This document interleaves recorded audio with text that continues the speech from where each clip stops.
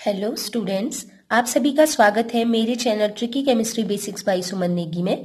तो आज हम पढ़ने जा रहे हैं पृष्ठ रसायन भाग 3, जिसमें हम पढ़ेंगे अधिशोषण की क्रियाविधि, जिसे इंग्लिश में कहते हैं मैकेनिज्म ऑफ एब्जॉर्प्शन। तो इससे प्रीवियस वाली वीडियो अगर आपने नहीं देखी है तो प्लीज आपसे रिक्वेस्ट है कि आई बटन पे जाके वीडियोस जरूर देख लें। प्लेलिस्ट मैंने अपलोड की है। इसके अलावा मैंने विलियम से लेके पृष्ठ रसायन तक की वीडियो बना दी है। अगर किसी स्टूडेंट्स को नहीं भी पता है तो प्लीज वो भी देख लें। और ये वीडियो लेट आई, इसलिए मैं कोशिश कर रही हूँ कि वीडियो के साथ साथ आपको एनिमेशन भी मिले। तो एनिमेशन बनाने में मुझे टाइम लग गया, इस वजह से थोड़ा वीडियो लेट है, बट अब वीडियो कंटिन्यूटी में आती रहेंगी। तो स्टार्ट करते हैं वीडियो को। इससे प्रीवियस वीडियो में हमने पढ़ा था कि अधिशोषण किसे कहते हैं। तो थोड़ा सा अधिशोषण को रिकॉल करा दूं तो अधिशोषण क्या होता है? पृष्ठ पर होने वाली अभिक्रिया, सबसे जो बाहरी सतह होता है उस पर होती है प्रक्रिया, ये घटना। तो उसमें क्या होता है, जो गैस या द्रव के अणु होते हैं इन्हें कहा जाता है क्या? अधिशोष्य। तो जो अधिशोष्य के कण होते हैं या अणु होते हैं वो ठोस पृष्ठ किसे कहते हैं? अधिशोषक को। तो जो ठोस पृष्ठ अधिशोषक है उसके केवल ऊपरी सतह पर संयोजित होते हैं या वितरित रहते हैं या एकत्रित रहते हैं। जैसे कि एक एग्जाम्पल मैंने दिया था, जब चौक को हम क्या करते हैं, किसी डाई में, रंग में अगर डुबाते हैं तो आपने देखा होगा जो डाई होती है, रंग होता है, वो चौक के केवल बाहरी परत में इकट्ठे हो जाते हैं चौक के कण। लेकिन जब आप चौक को तोड़ के देखते हैं आप देखेंगे कि ये जो रंग के कण है, रंग अंदर तक नहीं पहुंच पाया। अंदर तक इसलिए नहीं पहुंच पाया है क्योंकि चौक में अधिशोषण की प्रक्रिया हो रही है और जो रंग के कण है वो केवल उस चौक के बाहरी पृष्ठ पर ही एकत्रित रहते हैं। देखिए जैसे कि मैंने शो कर रखा है, मैंने एक चौक बनाई है, छोटा सा टुकड़ा, इसको मैंने रंग में डुबा दिया। तो ये जो रंग के कण होते हैं वो केवल इस चौक के बाहरी सतह पर इकट्ठे हुए हैं। ग्रीन कलर का कलर है ये, ठीक है। अब इसको मैंने चौक को तोड़ के देखा तो बाहर से तो ये कण लगे हुए हैं, जो ये रंग के कण हैं ये बाहर तो इसके अधिशोषित हो गए, लेकिन अंदर अभी भी चौक सफेद की सफेदी। इसका मतलब हमने कहा कि ये जो रंग के कण थे ये अंदर तक नहीं जा पाए, तो हम कहेंगे केवल बाहर रहता है, तो ये अधिशोषण है। अब इस चित्र को ध्यान से देखिए, मैं क्या बता रही हूँ, ध्यान से देखिएगा ये मैकेनिज्म होता क्या है। आज के बाद आप का डाउट खत्म हो जाएगा कि अधिशोषण होता कैसे है। देखिए ये कोई ठोस पृष्ठ है, जो मैंने ब्लू कलर से दिखाया, ये कोई ठोस पृष्ठ है। तो इस ठोस पृष्ठ में दो प्रकार के कण होते हैं। ये जो ठोस है ना, मान लीजिए लोहा है, निकिल है ना, तो कोई भी ठोस पृष्ठ जो होता है ठोस, वो दो प्रकार के अणुओं से बनता है, ठीक है। तो मतलब ये समझिए जैसे ठोस है, तो ये एक चित्र यहां पर देखिएगा, ठोस छोटे छोटे कणों से, घटक कणों से मिलके बनता है। तो उसमें दो तरह के घटक कण होते हैं, दो तरह के अणु होते हैं। एक तो वो केवल जो बाहरी सतह पर मिलेंगे, सबसे बाहर की लेयर में होंगे, उनको कहा जाता है पृष्ठ अणु, ठीक है। जैसे ये पेन है तो इस पेन के सबसे बाहर जो होगा लेयर, उसको हम कहेंगे बाहर के पृष्ठ के अणु, तो इनको बोला जाता है पृष्ठीय अणु। और इस पृष्ठ से नीचे जितने भी अंदर की ओर को जो भी कण होंगे, जो भी अणु होंगे, उनको हम कहेंगे, या बीच में जो होंगे उनको हम कहेंगे स्थूल कण, ठीक है। तो स्थूल कण या आंतरिक पृष्ठ पर उपस्थित अणु भी कह सकते हैं। तो मान लीजिए पृष्ठ अणुओं को हम ए नाम दे देते हैं, ए से प्रदर्शित करेंगे इसके कणों को, और स्थूल के अणुओं को हम बी से प्रदर्शित करेंगे। अब वास्तव में स्थूल कणों के साथ के अणुओं के साथ क्या होता है अधिशोषण में, और पृष्ठ अणुओं के साथ क्या होता है वो मैं आपको बता रही हूं।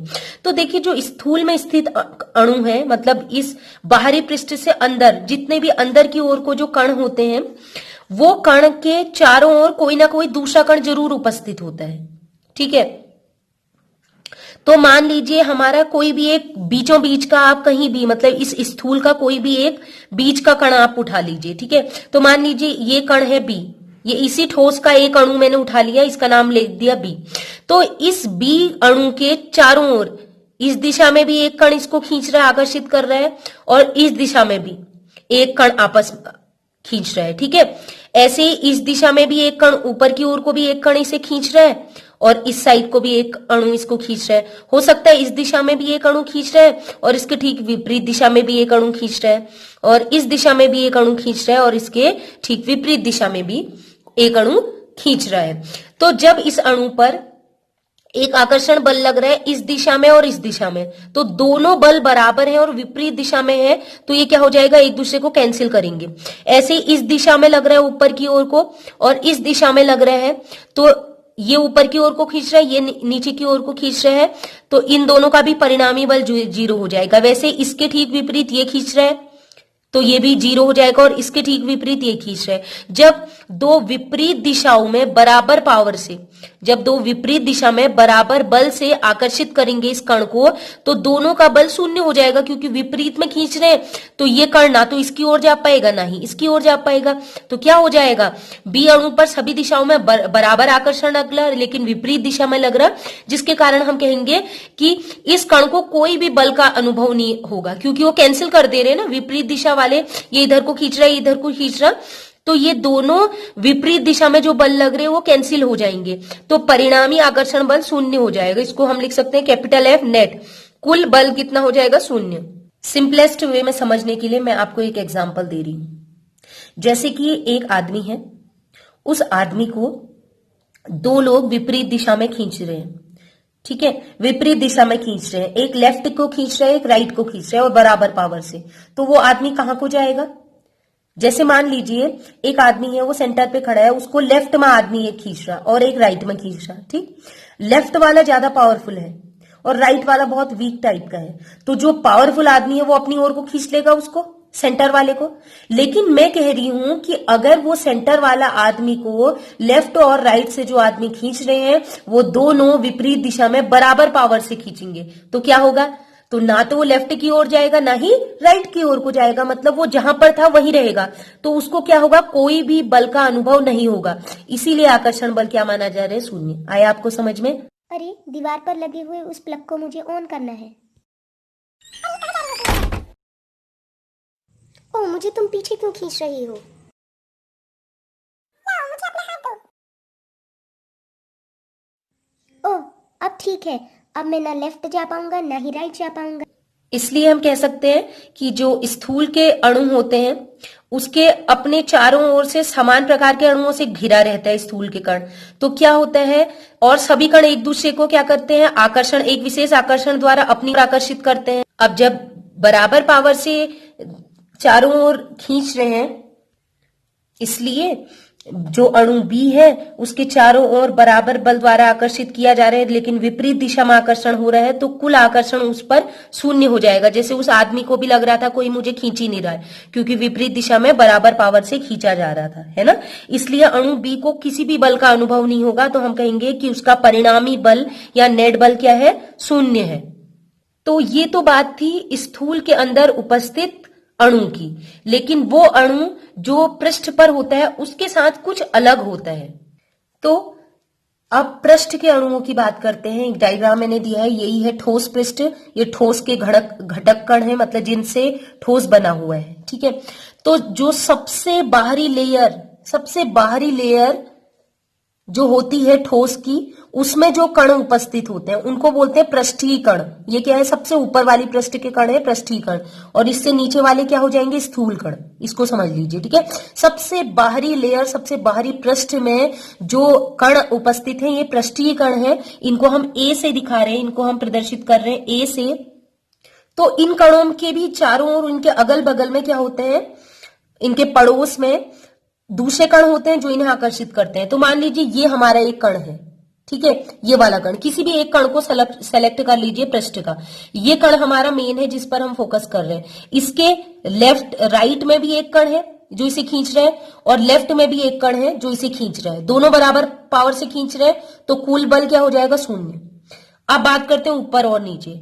तो ऊपर और नीचे की बात करें तो नीचे एक कण है जो इसको इस कण के ठीक नीचे एक कण है स्थूल का जो इसको खींच रहा है अपनी ओर को। लेकिन क्या इसके ऊपर कोई कण है, नहीं, क्योंकि ये सबसे बाहरी लेयर का कण है, इसके बाद कोई कण नहीं है। तो ये जो पृष्ठ का कण है ए, इसके लेफ्ट और राइट में कण है, वो उसे आकर्षित कर रहे हैं विपरीत दिशा में, तो कुल बल 0। लेकिन इसी कण के ठीक नीचे तो एक कण है, लेकिन इस कण के ठीक ऊपर, इसके विपरीत दिशा में ऊपर कोई भी कण उपस्थित नहीं है। तो ये कण क्या अनुभव करेगा कि ये कण इसको नीचे को खींच लेगा, ठीक है। मतलब ये सोचो कि कोई आदमी दीवार की ओर को जा रहा है, मैंने वो दीवार की ओर को जा रहा है, मैंने उसको पीछे को खींच लिया, तो मैं पीछे को खींचूंगी तो वो पीछे की ओर को आने लग जाएगा ना। लेकिन वो आदमी चाह रहा है कि मैं जहां हूं वहां रहूं, और पीछे को ना जाऊं, तो वो क्या चाहेगा कि कोई मुझे आगे से खींच लेता। अगर आगे की ओर को खींच लेता तो उतनी पावर से खींचता जितनी पावर से मैं उसको पीछे खींच रही हूं। तो अब वो क्या करेगा, वो चाहता है कि कोई उसको ऊपर की ओर को खींचे, क्योंकि एक कण उसको नीचे की ओर को खींच रहा है। अब वो चाहता है कि कोई एक कण उसको ऊपर की ओर को खींच ले ताकि नेट बल शून्य हो जाए। तो इसलिए क्या होता है, इस ठोस पृष्ठ के बाहर जो भी गैस के कण होते हैं, इस गैस के अणुओं पर या द्रव के अणुओं पर, जिन्हें हम अधिशोष्य के कण होते हैं, इन पर ये कण क्या करेगा, एक आकर्षण लगाएगा। एक प्रकार से ये सोचो, ये नीचे नहीं जाना चाहता है, ये कण जो है इसके पीछे वाला कण इसको खींच रहा है, इसको नीचे को ले जाना चाह रहा है, लेकिन ये कण चाहता है कि काश मैं नीचे ना जाऊं। तो वो कहेगा यार मेरे विपरीत में, मतलब इस कण के ठीक विपरीत में अगर कोई कण मुझे खींच ले तो फिर उसके बाद मैं अपनी जगह पर रहूंगा, अपनी जगह पर बना रहूंगा। तो एक प्रकार से सोचो, इसको रिक्वेस्ट करता है प्लीज यहां आ जाओ तुम, इस कण के जस्ट विपरीत, और हमारे बीच आकर्षण बल लगे ताकि मैं अपनी जगह पर फिक्स रहूं। तो ये क्या करेगा, ये कण इन गैस के या द्रव के या अधिशोषी के कणों पर एक आकर्षण लगाएगा। ठीक है, आकर्षण बल लगाएगा, जिसे अवशेषी आकर्षण बल कहते हैं। क्योंकि ये जो है, ये बल उत्पन्न हो रहा है किसके कारण, जब इस कण को नीचे नहीं जाना था, असंतुलन के कारण हो रहा है, इसलिए इसको असंतुलित आकर्षण बल भी कहा जाता है। तो ठीक हो गया। अब ये जो गैस या द्रव के कण हैं, इनको ये जो पृष्ठ के अणु हैं, ये अपने आप को संतुलित करने के लिए अपनी ओर को खींचेगा, अपनी ओर को आकर्षित करेगा और अपने में अटैच कर लेगा। तो जैसे ही कण ये नीचे आएंगे और इस ठोस पृष्ठ के, इस पृष्ठ के कणों में जैसे ही ये चिपकेंगे, जुड़ जाएंगे, तो हम कहेंगे कि अधिशोषण हो चुका है। चित्र में पृष्ठीय अणु ए दिखाया गया है, जिसके दाएं और बाएं ओर विपरीत दिशा में दो अणु हैं जो उनको बराबर बल से ए को खींच रहे हैं, लेकिन दोनों का बल बराबर है, इसलिए कुल बल शून्य हो जाएगा और अणु ए अपने स्थान पर रहेगा।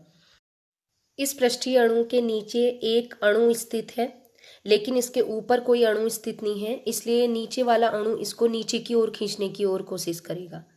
लेकिन अब ये अणु चाहता है कि मैं असंतुलित ना हूं। इस असंतुलन को बचाने के लिए ये अणु क्या करेगा, अपने ऊपर स्थित अगर कोई गैस या द्रव के कण है उनको अपनी ओर आकर्षित करेगा। तो विपरीत दिशा में दो बल लग रहे, इसलिए कुल बल यहाँ भी शून्य हो जाएगा, इसलिए पृष्ठीय अणु अपने स्थान पर ही रहेगा। और एक चीज और, क्योंकि देखिएगा, एक चीज देखिए, क्या ये स्थूल कणों का कोई प्रभाव पड़ रहा है, ये गैस के कणों पर कोई प्रभाव दिखा रहे, नहीं ये, लेकिन ये जो पृष्ठ के कण हैं, ये गैस के अणुओं को या द्रव के अणुओं को खींचने की पावर रखते हैं, इसलिए इन पृष्ठ के अणुओं में क्या पाए जाते हैं, सक्रिय केंद्र, ये एक्टिव हैं। स्थूल के कण कोई एक्टिव नहीं है, लेकिन ये जो पृष्ठ के कण हैं, ये गैस के अणु या द्रव के अणुओं को खींचने की पावर रखते हैं, तो हम कहेंगे ये एक्टिव हैं। तो हम कह सकते हैं इनमें क्या पाया जाता है, एक्टिव सेंटर, या इंग्लिश में, हिंदी में कहते हैं सक्रिय केंद्र, बी इन्हें कहा जाता है। कि मैंने सारी चीजें लिख दी हैं कि पृष्ठीय अणु के ऊपर कोई भी अणु उपस्थित नहीं होता है, जिसके कारण पृष्ठीय अणु पर एक असंतुलित बल उत्पन्न होता है, वो असंतुलित हो जाते हैं, तो उससे एक असंतुलित बल उत्पन्न होता है, जिसे अवशेषी आकर्षण बल भी कहते हैं। और ये जो अवशेषी आकर्षण बल है, ये क्या करता है, इसके कारण पृष्ठीय अणु कैसा हो जाता है, एक्टिव हो जाते हैं, सक्रिय हो जाता है। ठीक है, और वो क्या करता है, गैस और द्रव के कणों को अपनी ओर आकर्षित करता है। ठीक है, तो इस प्रकार जैसे ही ये गैस या द्रव के अणु ठोस पृष्ठ में चिपकेंगे, तो हम कहेंगे कि अधिशोषण होने लग गया, अधिशोषण हो रहा है। चित्र में गुलाबी रंग से ठोस का एक 3D स्ट्रक्चर दिखाया गया है, जिसमें नीले रंग से गैस के अव्यवस्थित कणों को प्रदर्शित किया गया है। गैस के ये कण अधिशोष्य कहलाते हैं और यह ठोस पृष्ठ अधिशोषक कहलाता है, जिसका ऊपरी पृष्ठ सक्रिय केंद्र कहलाता है। इस अधिशोषक के बाह्य पृष्ठ में, या फिर हम कह सकते हैं ऊपरी पृष्ठ में, एक अवशेषी बल कार्य करता है, एक असंतुलित बल कार्य करता है, जो इन गैस के कणों को अपनी ओर को आकर्षित करता है। अधिशोषण के दौरान पृष्ठ से ऊष्मा बाहर निकलती है, जिसे अधिशोषण की ऊष्मा कहते हैं। मैंने एक एग्जाम्पल भी दिया है, ये प्लेटिनम एक धातु होता है। ठीक है, तो प्लेटिनम धातु में प्लेटिनम के छोटे छोटे कण हैं, अणु यहाँ पर या परमाणु उपस्थित हैं। ठीक है, प्लेटिनम के, तो ये ठोस पृष्ठ है। ठीक है, इनमें आपस में तो स्ट्रॉन्ग बॉन्ड बने हुए हैं। अब ये क्या करेंगे, ये जो सबसे पृष्ठ के अणु है, सबसे बाहर वाला पृष्ठ, ये अंदर वाला स्थूल का कण माना जाएगा, ठीक है। तो ये जो सबसे ऊपरी पृष्ठ का कण है, इसके इधर वाला इसको खींच रहा है, इसके राइट वाला भी खींच रहा है, लेफ्ट वाला भी खींच रहा है, तो कुल बल क्या हो जाएगा इसका? 0। लेकिन इस प्लेटिनम के ठीक नीचे तो एक कण इसे खींच रहा है, लेकिन ऊपर कोई कण नहीं है, तो इसके कारण प्लेटिनम को नीचे जाना पड़ेगा, लेकिन प्लेटिनम अपनी जगह पर रहना चाहता है। तो अब ये चाहेगा कि कोई मुझे ऊपर की ओर को खींचे या मेरे ऊपर भी कोई कण हो, तो ये क्या करेगा? ये नीचे की ओर को खींच रहा है, इसकी वजह से ये जाना नहीं चाहता है, तो इसमें असंतुलन उत्पन्न होगा, ये परेशान हो जाएगा, ये टेंशन में आ जाएगा। तो ये क्या करेगा? एक असंतुलन होगा, तो उसके कारण एक असंतुलन या अवशेषी बल उत्पन्न होगा, आकर्षण बल, जिसके कारण ये हाइड्रोजन के परमाणुओं को अपनी ओर आकर्षित करेगा। तो ठीक हो गया ना, नीचे एक कण था अब ऊपर भी आ गया। तो जैसे हाइड्रोजन यहाँ अधिशोषित होगा, चिपकेगा प्लेटिनम के साथ, तो हम कहेंगे अधिशोषण हो रहा। ठीक वैसा यहां भी करना है, ठीक है। यहां भी वही है, यहां पर मैंने हाइड्रोजन परमाणु लिए थे, हाइड्रोजन के परमाणु लिए थे, और यहाँ पर प्लेटिनम सतह वही है सेम, बस प्लेटिनम का जो पृष्ठीय क्षेत्र पृष्ठीय अणु है सबसे ऊपर, यहाँ पर क्या हो जाएगा? हाइड्रोजन के अणु आ रहे हैं इस समय, ये थे परमाणु, उससे कोई फर्क नहीं पड़ता है, ठीक है। ये तो खाली एक एग्जाम्पल है। और बस सबसे ऊपर जो पृष्ठ वाला होगा, सबसे पृष्ठीय अणु, वो सारे के सारे एक्टिव सेंटर की तरह काम करेंगे। तो आई होप आपको आज की वीडियो पसंद आई हो, और आपको शायद जो एड्जॉर्प्शन का डाउट था, अधिशोषण किस प्रकार होता है, तो आज के बाद वो डाउट खत्म हो गया हो। तो अगर प्लीज वीडियो पसंद आई तो प्लीज फेसबुक में अपने शेयर करें, व्हाट्सएप में शेयर करें, और वैसे अच्छे रिस्पॉन्स आ रहे हैं, अच्छा लगता है, तो मैं जैसा रिस्पॉन्स रहेगा वैसे वीडियो कंटिन्यू करते रहूंगी। तो फ्रेंड्स, आज के लिए इतना ही। Keep watching and bye bye.